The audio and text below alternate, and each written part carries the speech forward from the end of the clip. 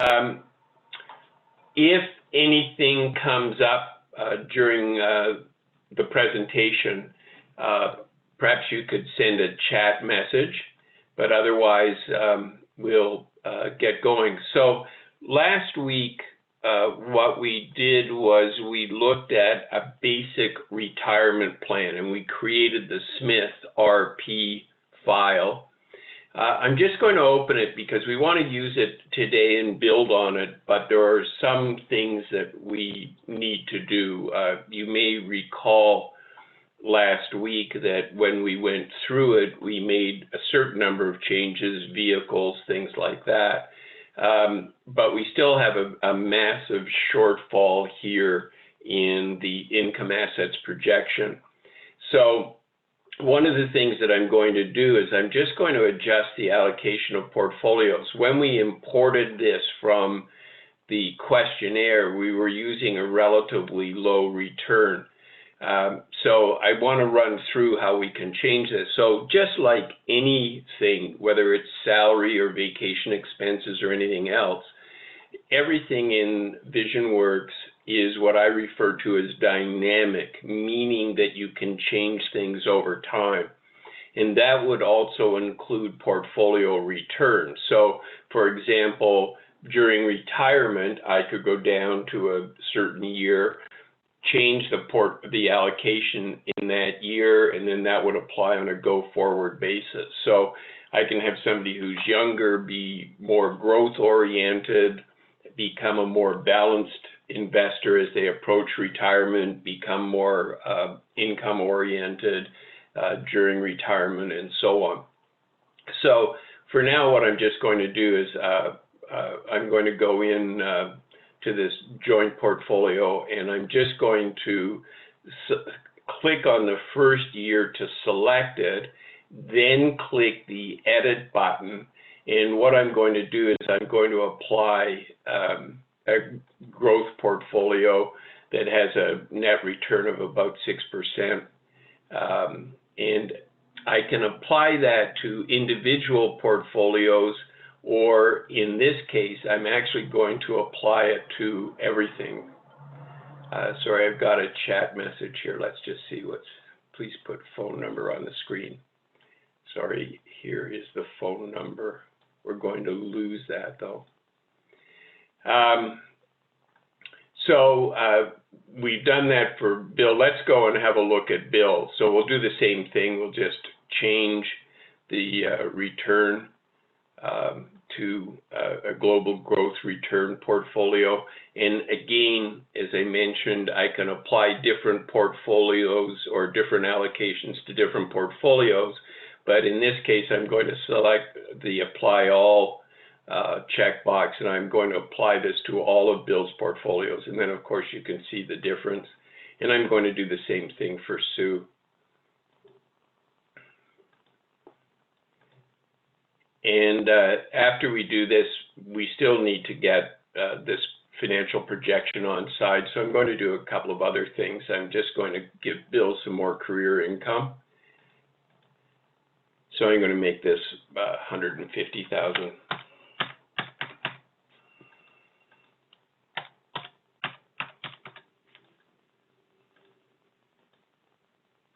And I'm going to do the same thing for Sue.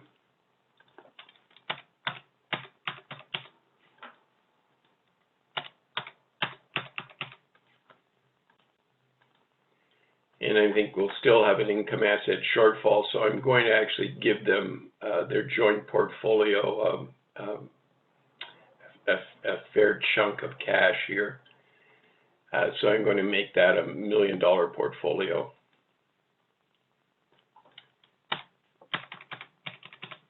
And we'll give it an ACB of 750.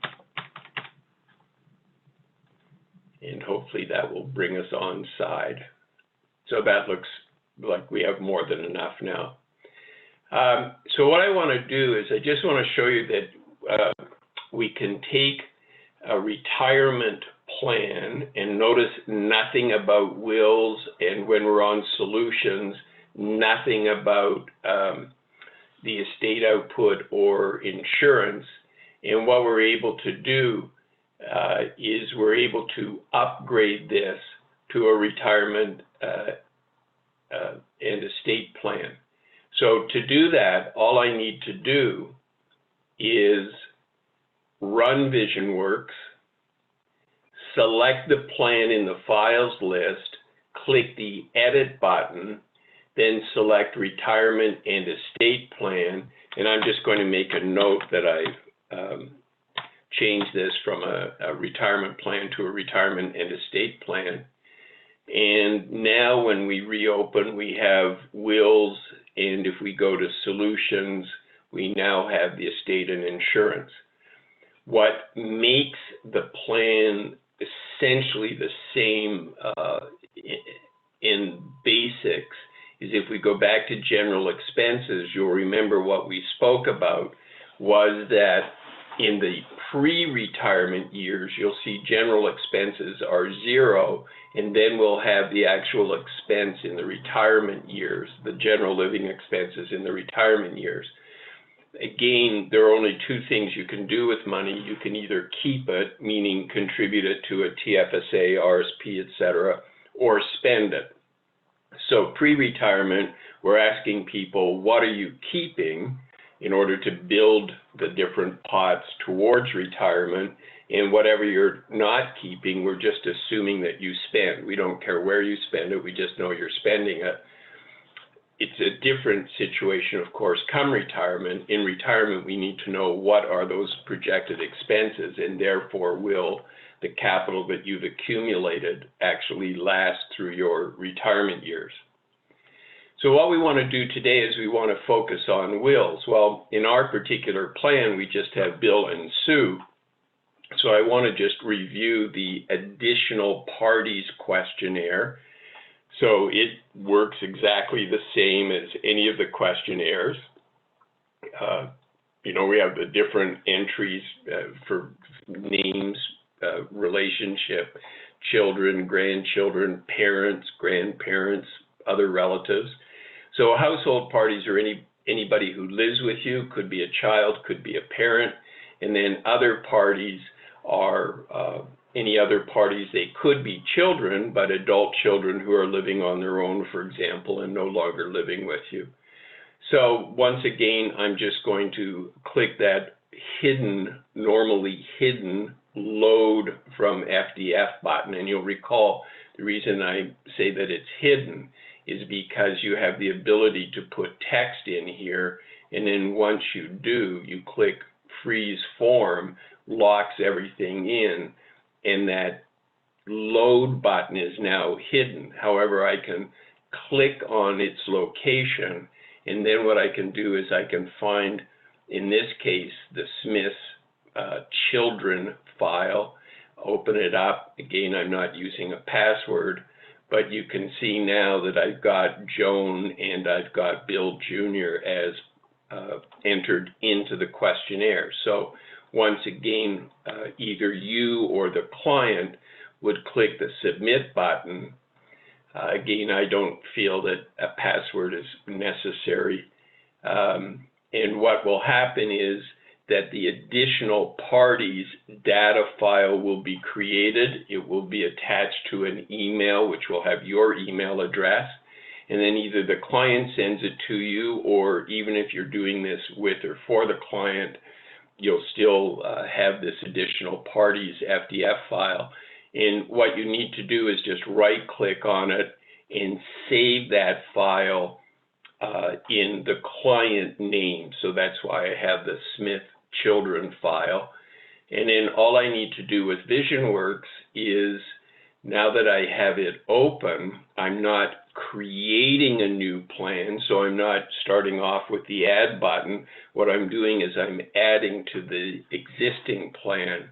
So I go to the import export questionnaires page, click import from questionnaire, and then I just need to locate that Smith children's file.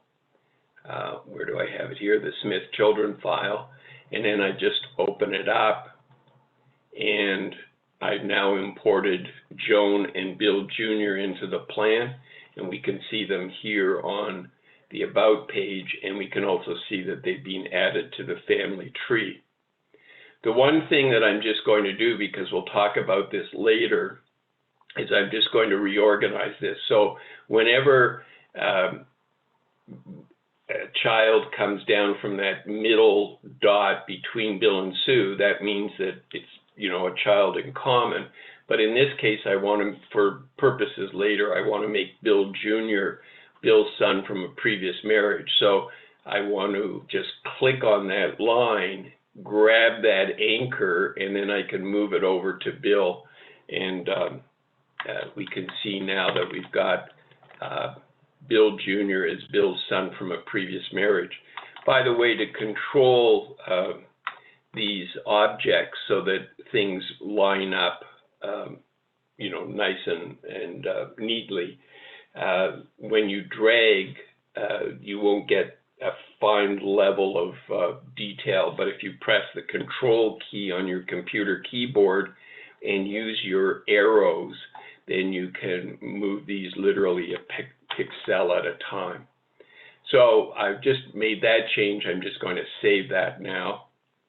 And what happens when we go to the will is that everything that would be logical is set up. For example, if I go down to the percent allocation, which is the residue of the estate, Bill's estate, we'll be talking about this, we can see that Sue's the beneficiary, but when I added the children, the software automatically sets up beneficiaries in, you know, the most likely case. So we can see that Joan and Bill Jr. Become then the contingent beneficiaries. One of the things that I want to do, because we'll be discussing it today, is we have the home and the vacation home. And what I'm going to do is I'm actually going to transfer the vacation home to Bill's name so that we can look at some of the estate output. And if I go to ownership, all I need to do is delete Sue as an owner. And then when I click the Save button, because this property is now owned exclusively by Bill, it will no longer appear on the Joint tab. What's going to happen is it's going to transfer to Bill's tab. So this is an important concept. In VisionWorks, assets are on the tab of the owner.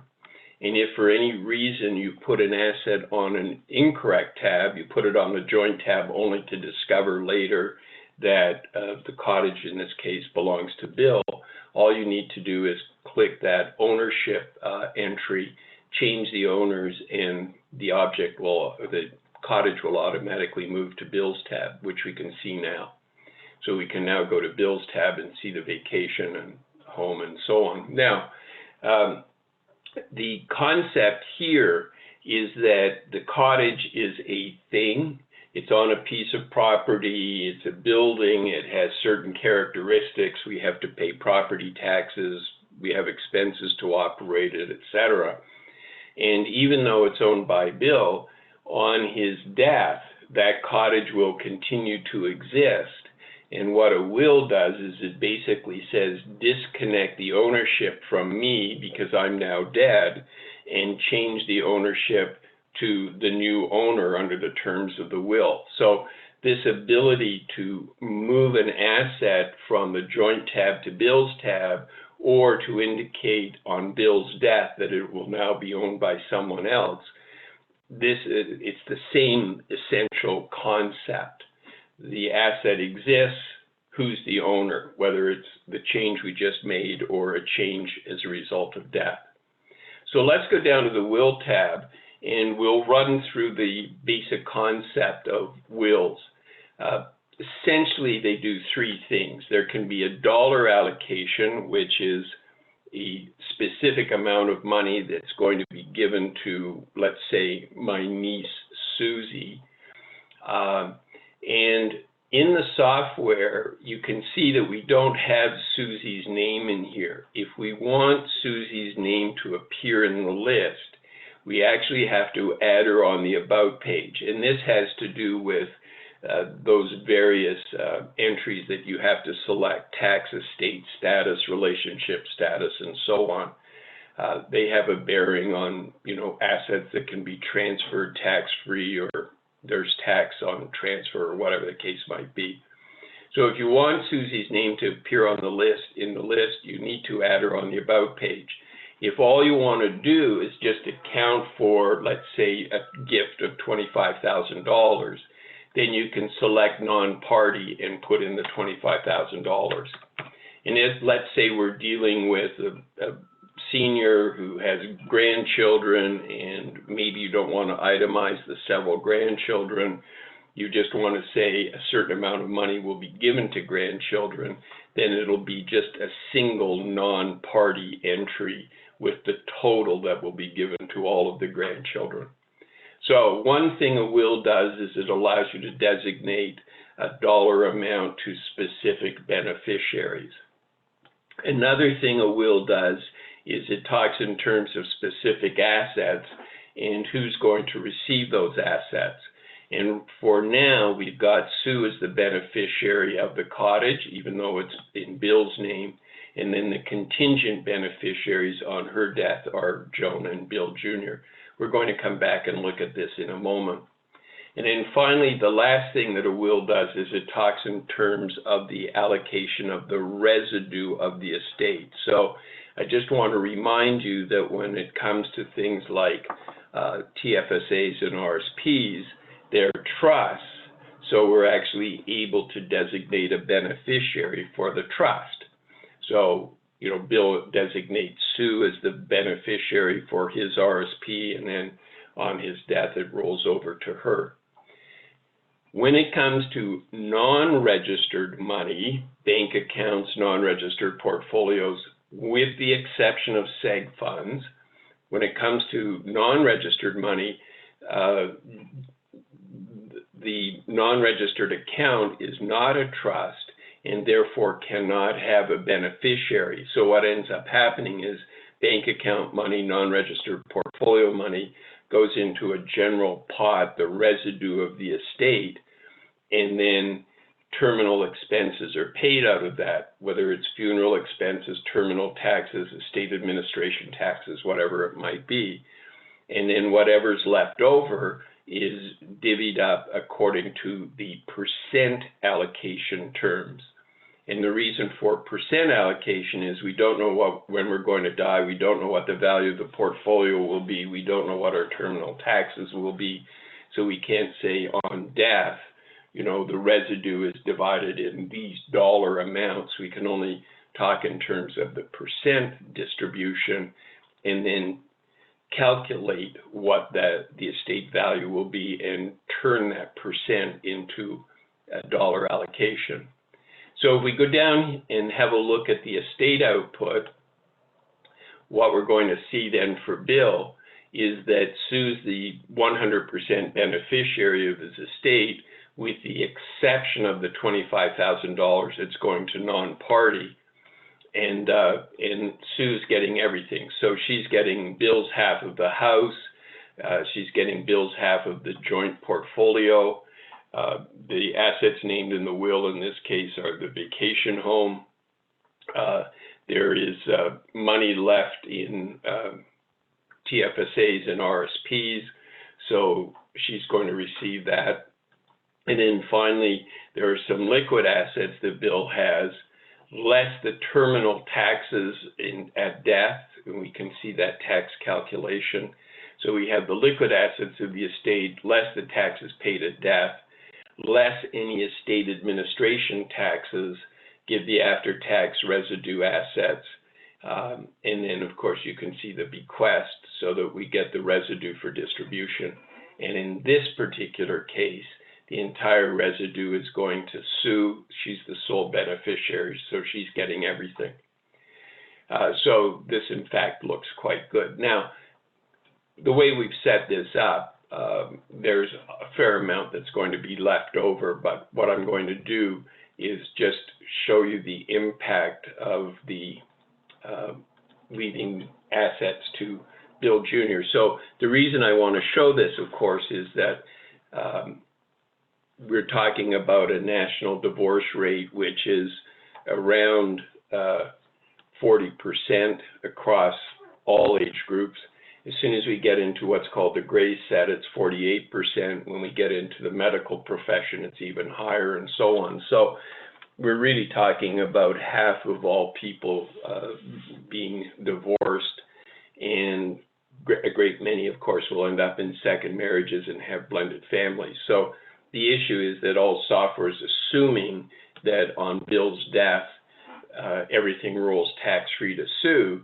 But of course, as soon as we get into a situation where, for example, Bill says, well, you know, Sue, I'm leaving you everything. You get the house, you get the cottage, or sorry, you get the house, you get the TFSA, you get the RSP, you get the joint portfolio, etc. But I'm cutting something out specifically for Bill Jr.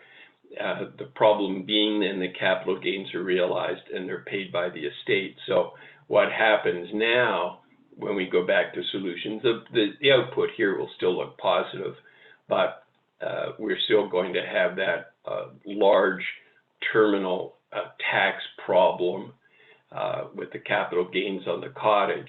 And so the consequence is the residue for distribution is much less.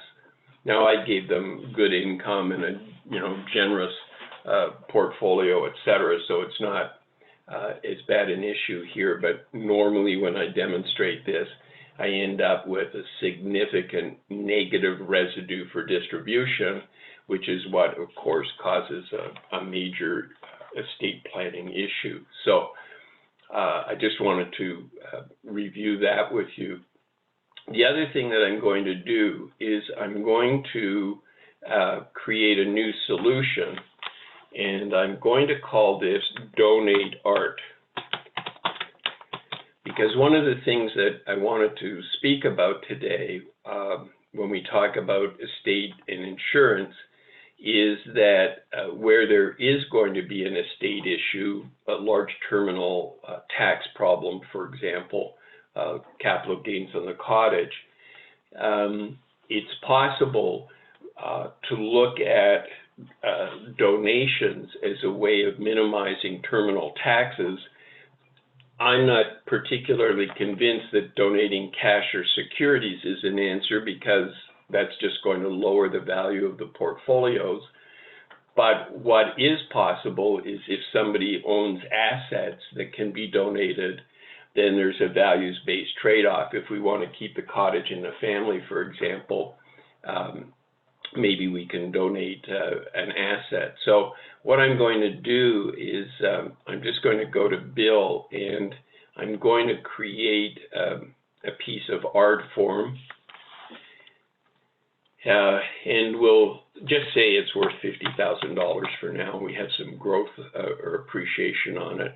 And notice what I can do now is the default would be donating this, or transferring this to Sue on Bill's death. But what I'm going to do is I'm going to indicate that what I want to do is I want to donate it. Now, if I donate it here, I'm going to be donating it while I'm alive. I'd be putting in a donation date. So in this particular case, what I want to do is donate it through the will. So I'm going to go to the Will tab, and rather than have Sue as the beneficiary, all I need to do is open the beneficiary list and make it a charity. And then, just so we can really see the impact of this, I'm also going to say that it's a cultural donation. As a cultural donation, then we don't have to realize capital gains on the donated art. The full value of the donation with no capital gain is going to be go to the estate. Whereas if it's not a cultural donation, of course, capital gains have to be taken into account. So if we go down now to solutions and we have a look at the estate output, what we now see is that we've got this charitable donation. And if we compare the initial assessment with the Donate Art solution, what's happening is in the initial assessment, the government is getting $552,000. Now it's getting $367,000. The charity is getting the appreciated value of the art at the time we donated, $318,000. And there isn't any significant difference for Sue or for Bill Jr. So what's happening is we're cutting down our government expense to the degree that we've made this charitable donation. So that's one of the things that I just want to mention, is the ability then to look at different assets, determine on a values-based trade-off approach, are there assets that we could donate in order to minimize terminal taxes. One of the other things that I'll just show you as a reminder is, if we were to put in an insurance policy, it may well be, in order to pay all these terminal expenses, it may well be that the premium cost for the policy, given Bill's age or whatever, could be rather hefty. But there's no reason that we can't indicate that the premium payment is not just going to be paid by Bill, but could also be partially paid by Bill Jr. Ultimately, however they work that out. So if Bill Jr. is going to benefit from receiving the cottage, and if the insurance that we might want to put in place is rather exorbitant, then there's no reason why we couldn't have Bill Jr. share in the cost of the insurance, given that he's going to benefit by receiving the cottage. What I think I'll do now is I will I will invite you to ask questions. So if you press *6 on your phone, then that will unmute you and you can ask some questions before we get into how insurance works. So anybody with any questions?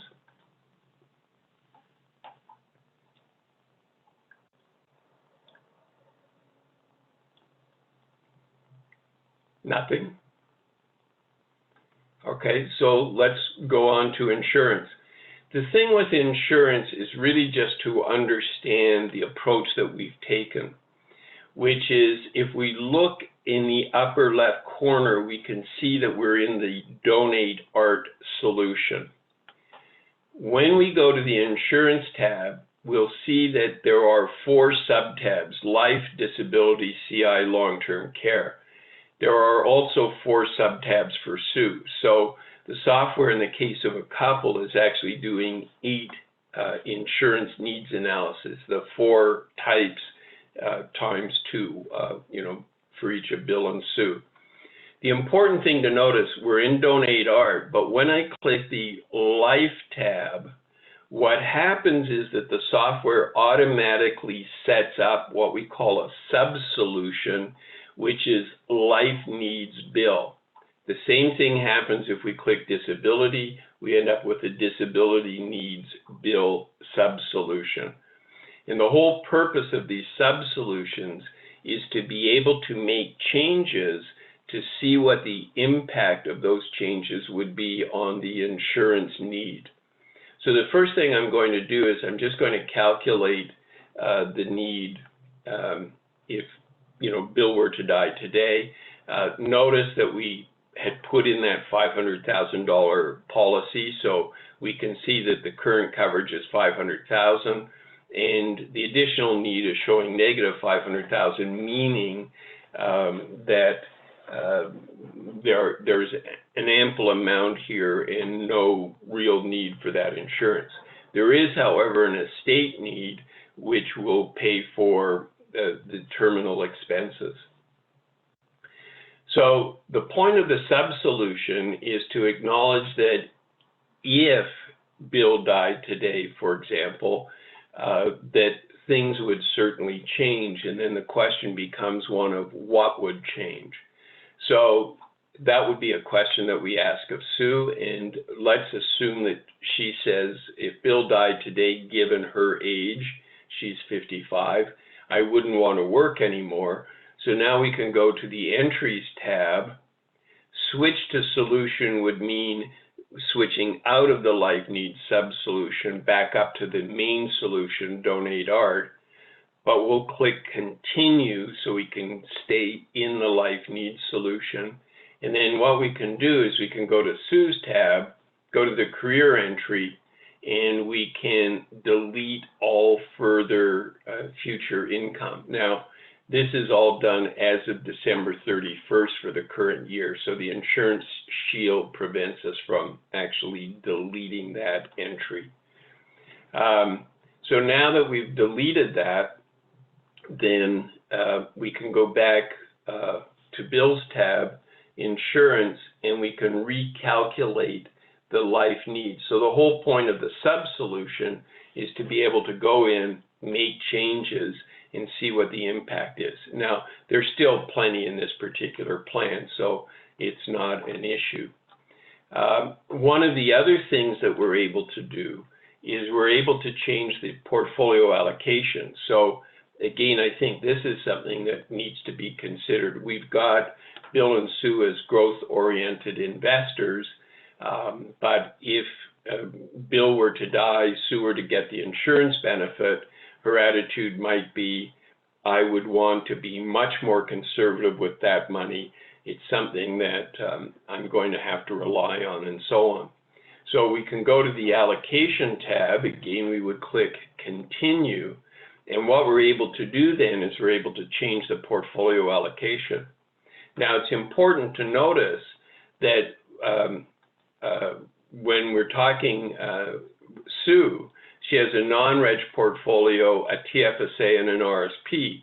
We may well want to change the allocation of the non-reg portfolio, but leave the TFSA and RSP as is. So I'm just going to select the non-reg portfolio for Sue and go in and change the allocation to something that's much more conservative. So I'll just use the FPSC conservative portfolio for that. And then I'll apply that. And we can see the difference that that makes. And I may want to do the same thing depending on where that money is going to end up. I may want to do the same thing with the joint portfolio as well. Now you'll notice, by the way, when we go back to Bills tab, that when we look at insurance and the life needs analysis, that we can see that the insurance benefit is actually going to Sue's non-reg portfolio. So you can indicate where you want it to go, whether it's Sue's non-reg portfolio or the joint or wherever. So now we can go back and do a recalculation. And we're still on side, but you can see that basically we're very close to the line here. We've got this estate issue. But we've gone from more than enough to something that's actually very close to the line. So that's the main concept behind insurance, is that there are 4 sub-solutions that are created for each of the 2 main parties to the plan. And the whole point of the sub-solution is to be able to go in, make changes, and see what the impact of those changes would be. So, we wouldn't have to drive 2 cars anymore. We would have 1. I don't need to work anymore, or I'd prefer not to work anymore, or I'd prefer to be very conservative with my investments. I have to live off the money, whatever it might be, so that we can make changes to see what the impact is on the overall plan. So if I click Entries and switch back to the main solution, and we go back to Sue, we can see now that her salary is still in there. And if we go to the Allocation tab, we can see that the returns are still being earned, whether it's the joint portfolio or Sue's non-reg, still the higher return. So with the insurance sub-solution, we make changes, we see the impact of the changes on the plan, but we're not changing the plan itself. We're merely making changes to entries for the purpose of understanding the insurance need. So those are the main things that I wanted to cover today. The concept of wills, because they're being added to the retirement and estate plan, and then the basic concept of how insurance works, because it's being added to the retirement and estate plan, over and above what we're doing with the basic retirement plan. My suggestion is that with clients, you do retirement and estate plans, not basic retirement plans. You can start with a basic retirement plan just to get them involved, but I think it's important to upgrade to a retirement and estate plan. I can remember talking to one advisor, and he had said that he had had 3 meetings with some new clients, and it wasn't until the 3rd meeting or 4th, I can't remember, where the clients mentioned oh, by the way, they actually were in a blended family. There were 4 children, 2 children for each partner from previous marriages. And the attitude was, we all get along just fine, so we don't even think about it as a blended family. Well, that's all well and good, but if we're using the Bill Sue example, if Bill left everything to Sue, there would be nothing that would preclude Sue from leaving everything to her 2 children on her death. So, being able to get into retirement and estate plans to bring to the surface anything like a blended family, I think is really important to do. Or even just to talk about, even if it's not a blended family, just to talk about if you want to keep the cottage in the family, is that going to be possible, or are you going to experience, or is your estate going to experience such a tax issue that it's not going to be doable unless there's insurance in place. So again, let's press star 6 and open up to any questions.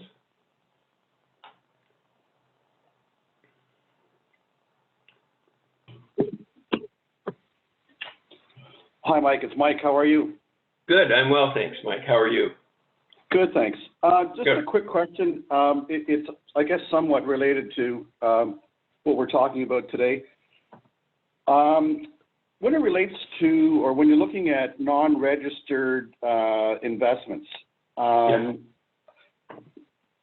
as you know, let's just say a person has $1 million non-registered account.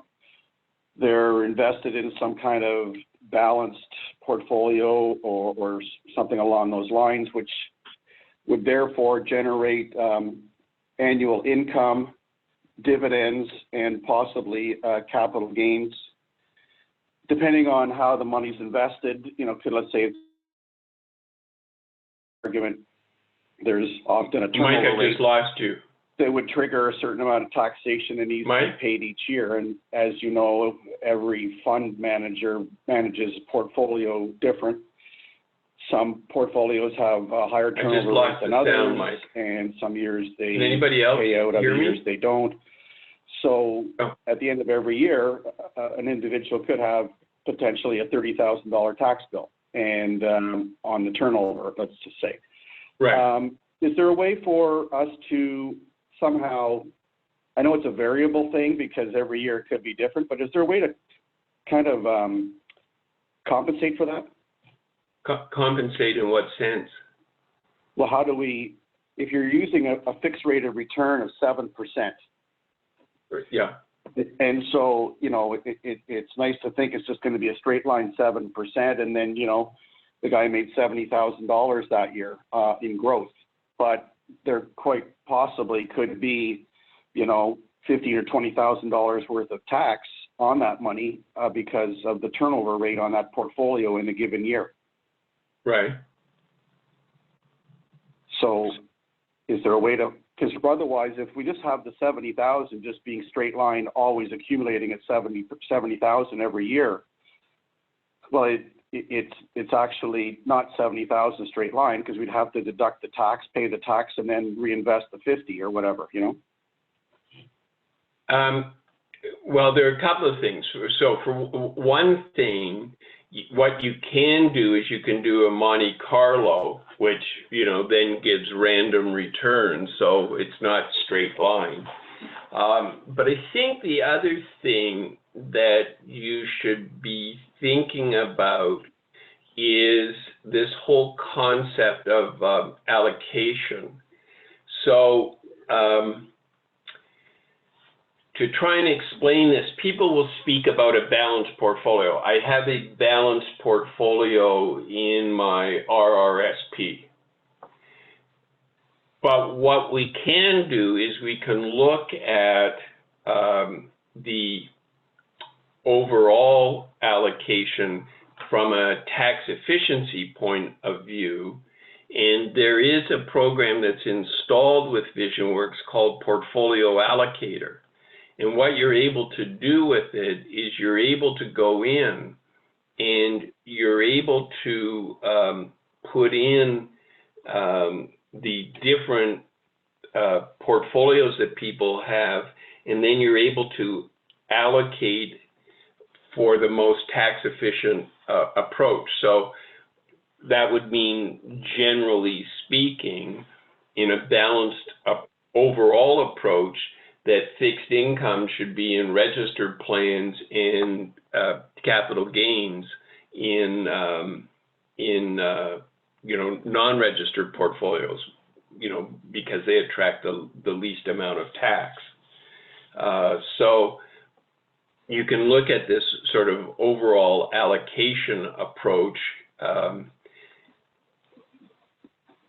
but what you're still going to be doing is you're still going to be generating a capital gain from a turnover. That doesn't mean, though, that you're necessarily drawing down on that money. I mean, you could be earning a salary, and your salary is primarily covering your expenses, you know, in your pre-retirement years at least, and then drawing money out of RIFs or whatever during your retirement years. So just because you've got a tax, you're paying tax on any capital gains doesn't mean that you're actually drawing down on the portfolio.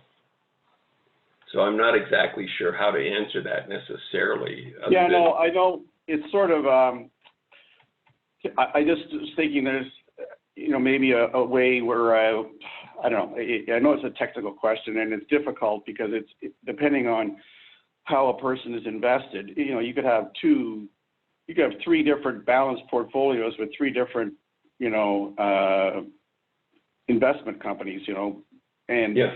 And each one's going to, again, just to use the $1 million example, each one is going to generate a different taxable event every year on the non-registered money.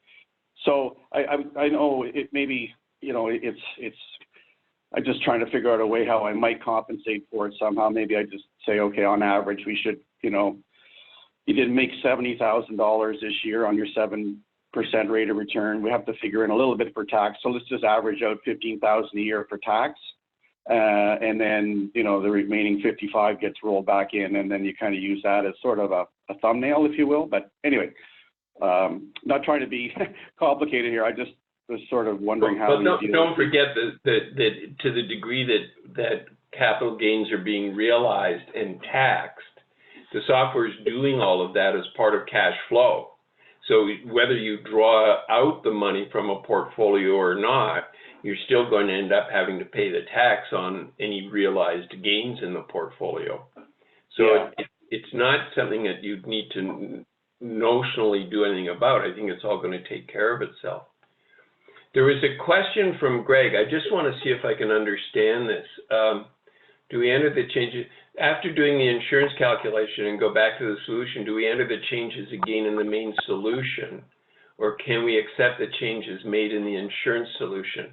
I'm not sure what you mean. The changes that the main solution would still have Sue working. or still have them driving 2 cars. It's the plan. The whole point of the insurance calculation where we're going in and saying, you know, Sue won't work anymore, is to talk in terms of how might life change in the event that Bill died. And that's when Sue says, well, I'm happy to work today. We're both working. We intend to work. But if Bill were to die, that would be, you know, sufficiently upsetting in life that I wouldn't want to have to work anymore. So it would be a different vision, so to speak, in the insurance situation than it is, you know, life carrying on. So any of the changes we make in the insurance sub-solution really wouldn't apply to the plan proper. They're sort of a consequence of the insurance analysis or the insurance situation Bill dies. Can you hear me, Mike? Yes. Oh, good. Yeah, and I didn't know whether my audio would work, but yeah, that's good. That was the answer that I was expecting. Okay. The other part of that was, If I can just interrupt for a second. Sure. The only thing is, what might happen is we might have to, obviously, we determine that there's some insurance that's required. So in that event, what ends up happening is that, you know, we need to go into the plan proper and add the insurance policy into the solution proper. In this case, the Donate Art solution, we need to go in and add the insurance there. And then that can certainly skew things because now we have premiums to pay. right. Okay. So that's the only change we have to make. We accept the insurance calculation and we go back in and model the portfolio or the insurance. The insurance, yeah. Now we've got premiums to pay, so that's now going to be a factor on the plan, right? Right. Depending. The other question is, how do we know what the premiums are? Because I don't deal with a lot of insurance, so I don't know what they would be. So I guess we would have to go out and find that policy somewhere. Yeah, we don't attempt to try and build, you know, premiums for policies. Yeah. No, we don't know what they are.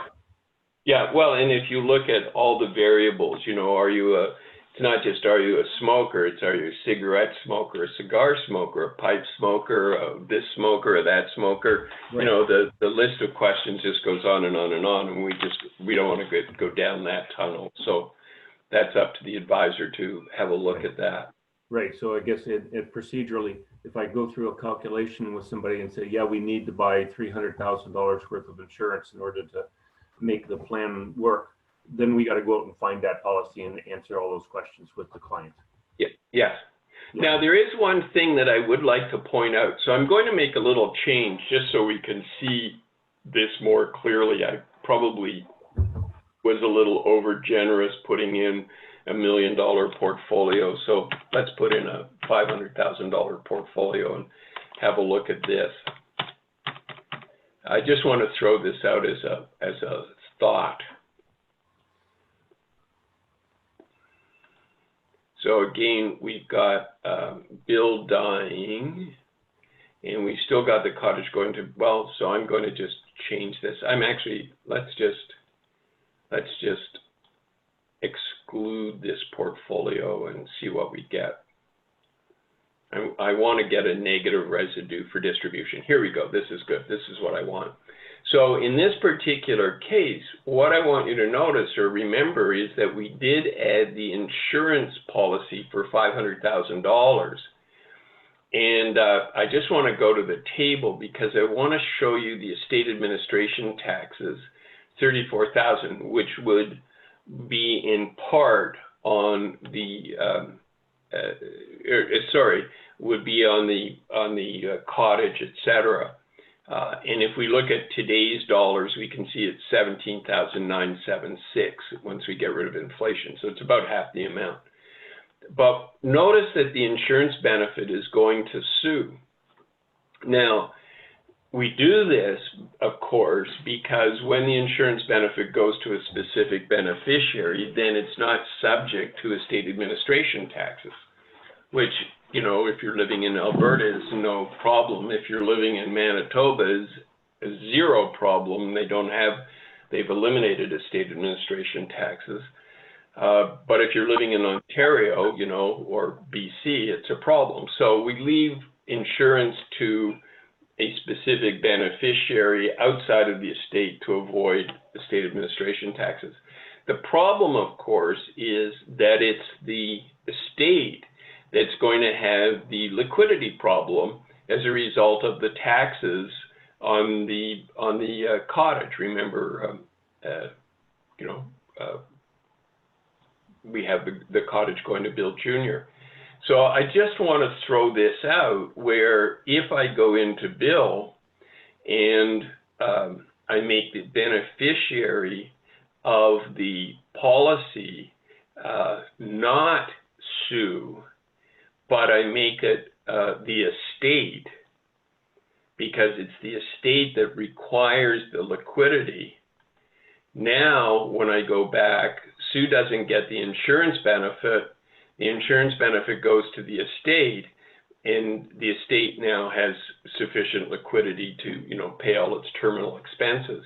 And what I want you to notice is the estate administration taxes went from 34,000 to 41, or if we look at it in today's dollars, it went from 17 something to 21 something, 22, you know, up just a few $1,000s in today's purchasing power. So I just want to mention that, because my thought on this is that, you know, we make people the beneficiaries of policies to avoid probate fees, but in fact, it's the estate that needs the liquidity. And I'm wondering if we're being, in the short term, if we're, pinching pennies, but in the long term, it could cost more, because in this whole blended family situation, by leaving the money to Sue, and she says, well, that's mine, et cetera, and now we could get into legal arguments and accounting issues and all sorts of different things that could add up to an awful lot of money, as opposed to just leaving the beneficiary to the estate. So I just throw that out as a thought. Other questions? Mike, Hi, Mike. Jeff. Jeff. Sorry, yeah. I just wanted to touch back on that tax question, because thinking about it, I am now more confused than I was before. I thought when we go in and we set the allocation of the return for the portfolio, that automatically tracks that data for tax purposes in a non-registered account. Okay. So then we don't need to worry about what Mike was saying, where if it's a non-registered account, because we can go in and set up, this is the CI one, and it maybe pays more dividends than interest, and this is the dynamic one that pays something different. And we could customize those, and then the cash flow would take care of the tax bill. Is that correct? Yeah, yes. I mean, whatever. Let's have a look at this. We'll use the. It's not a great example. We'll use the aggressive portfolio. Let's just see what happens when we do that. If we go to show chart, we've got some interest and some capital gains, and we've got a 20% turnover rate. So now when we go to cash flow and we look at income taxes, then we're going to have, some interest, some capital gains, and so on. And the degree to which we're realizing capital gains is really the degree to which we have to draw down on our portfolio. In this case, you can see that the portfolio the sources and uses are imbalanced, so we're not drawing down on the portfolio. So we don't have to take money out of the portfolio. We're living off of our career income, right? But we're still being taxed on the portfolio in the background. Okay, that's the way I thought it was. So that's great. Yeah.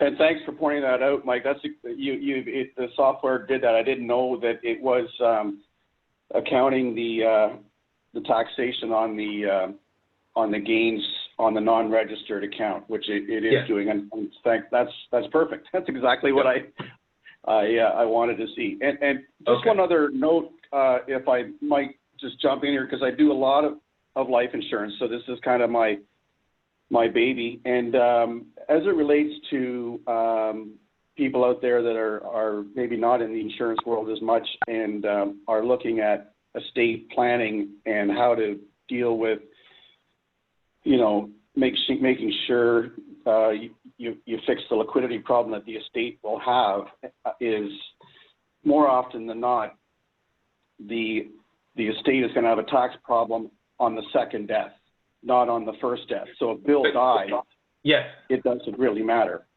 Well, that's true, except what the point that I try and make, Mike, is that in fact, where we are, the clients remember the national divorce rate at 40% is across all age groups. So, but as soon as you get into the gray set, you're talking almost 50%.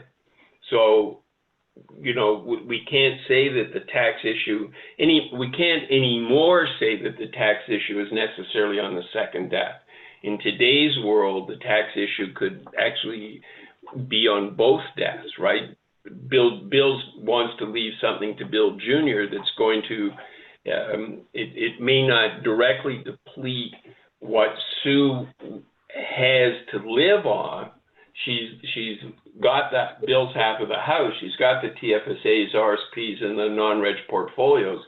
She's living off of those, but because he leaves the cottage, which he's not, you know, she doesn't use the cottage to buy groceries, but he leaves the cottage to Bill Jr., which triggers tax, then that can have a profound impact on the estate, right? Oh, absolutely. That's assuming that we're working with a blended family. Yeah. If that's the assumption, I didn't know that's what we were basing everything on.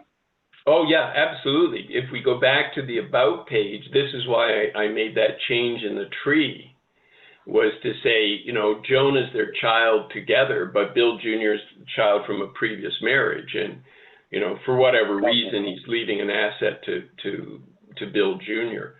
I just want to bring that up, that in today's world, this whole blended family situation, I mean, virtually all software, and to my knowledge, including all the big software models in the US, none of them integrate the terms of wills into the financial forecast. And as a result, all plans that are being done are assuming that on Bill's death, all of his assets roll tax-free to Sue.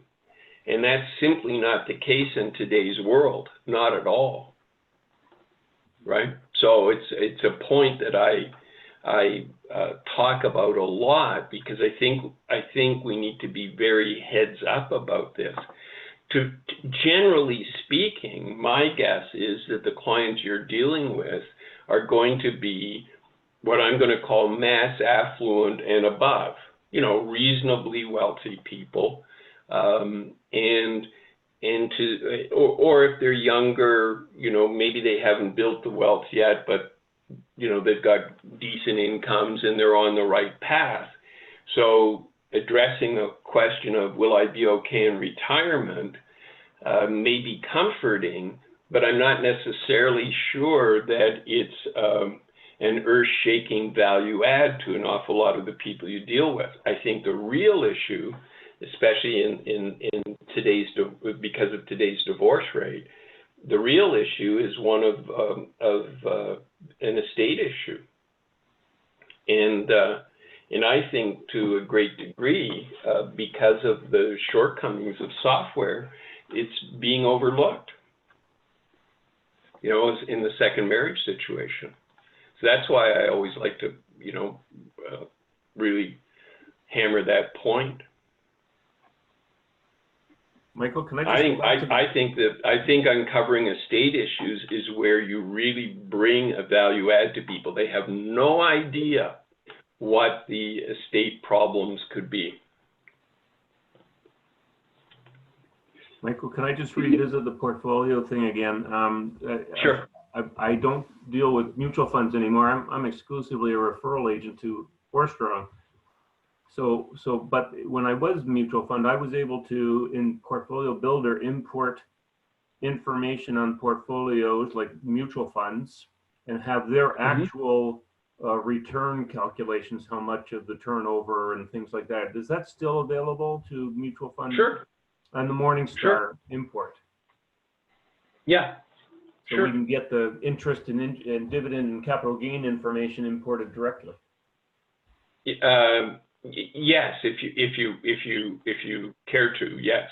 It depends on how you want to approach portfolios. If you want to approach portfolios on the basis of modeling, specific holdings, specific mutual funds, then yes, all that background information is, going to be available. It's just a question of what you're trying to achieve. To me, just speaking personally, I would prefer just to work with general return assumptions on the basis that the portfolio that I might construct in the plan today, 6 months from now, could be very different. I mean, just look at what's happened over the last few months. We went from record highs, to a devastating, market crunch. So the portfolios that we have today and the portfolios we have 6 months from now can be very different. So I'm not sure that detailed modeling of portfolios in a long-term planning tool serves things very well, so much as what kind of general return do we need to earn for the plan to work out, and then having established that quite separately, how are we going to manage your portfolio? Right, so that it can be changing over time, or alternatively doing what you're doing, which I think is actually the very best thing to do, which is to locate money managers in like Four Strong that have good records and give the money management away. Yeah, and then you can focus on. I'm happy with them, by the way. Yes. Yeah, and then you can focus on what you can do actually really well, and that's to do the life planning with people. It gives you the time now to sit down with people and really work with them and talk about life and the things they hope to have and do. And I believe that's where advisors can bring a tremendous value add to clients, more so than trying to be portfolio managers. I mean, just look at the people at Four Strong. I mean, that's their life. Yeah. They live and breathe it constantly, right? So that's just my personal belief. Yeah. Just one other point on insurance, if I may. Just to come back to the estate planning, you're absolutely right, Mike, that half of the population is divorced, but then I guess that would lead to the fact that the other half isn't. So that being said, just since I've done a lot of this, the cost of insurance, if you do have a couple situation and they've got a capital gain of $1 million or something, and it turns out they need about $350,000 or $400,000 worth of life insurance, it's very, very cost effective to look at a policy that is called a joint last to die policy, and of course it's about 30% less expensive than that of a single life policy. So yes, anyway, just wanted to mention that. Yeah, no, that goes without saying. But that was one of the reasons why I just pointed out that if we did want insurance on bill, first to die, mail, etc., that the cost of the insurance, Bill might look at it and might say, well, gee, that's just off the wall. It's really going to impact my retirement lifestyle. And all I wanted to do was point out, well, if the insurance is because of the cottage going to Bill Jr., what's to preclude us from sharing that premium expense with Bill Jr., assuming he's the right age. It becomes however much a year for a certain number of years, it's a lot less than the tax that might be paid. That was why I wanted to point that out. Okay. Anybody else with any questions or comments or whatever? Okay, so on Friday, what we're going to do is one of the, the advanced courses is we're going to do presentation builder. So we'll talk about branding reports. And the other thing that we're going to do is I'm going to go back through this. Branding reports and presentation builder is very straightforward. So just to bring it up to show you again, you should all be fairly familiar on report settings. We're just going to go through the different tabs and make changes to the colors that we use or whatever, so we have that branded look and feel. So what we're going to do is we're going to spend much more time on talking about tags and how they work so that we can generate Word documents, insert tags into them, and have those Word documents or end up, with the content that we want in the order we want it, rather than, our reports and how they're constructed. So it just gives you a lot more flexibility around the construction of reports. So thank you all for your time. If there's anything you want to discuss that comes up, please give me a call or shoot me an email. Otherwise, thank you and have a great afternoon. Thanks.